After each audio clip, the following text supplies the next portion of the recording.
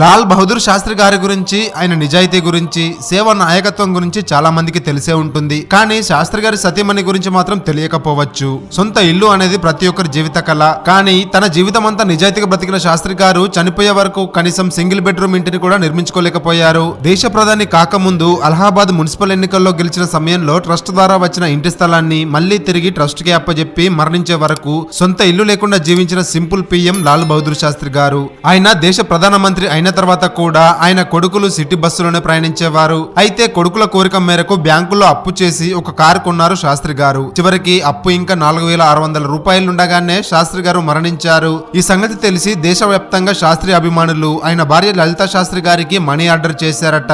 దాదాపు 2 సంవత్సరాల పాటు ఆవిడకి మనీ ఆర్డర్లు అందుతూనే ఉన్నాయట. కానీ లలితా శాస్త్రి గారు తనకు డబ్బు పంపిన ప్రతి ఒక్కరికి కృతజ్ఞతలతో ఉత్తరం రాస్తూ వారు పంపిన డబ్బును కూడా వాపస్ పంపించేశారట. నిజంగా ఎంత గొప్ప వ్యక్తిత్వం కదా. భర్తకు తగ్గ భార్య అనే మాటకి సరిగ్గా సరిపోయారు లలితా శాస్త్రి గారు. ఆ తర్వాత ఆమె స్వయంగా కష్టపడి ఆ అప్పు మొత్తం తీర్చేశారు. శాస్త్రి గారు వాడిన కారు ఇదే. ఈ ఆదర్శ దంపతుల కోసం ఈ వీడియోను ఒక లైక్ చేయడం మాత్రం మర్చిపోకండి.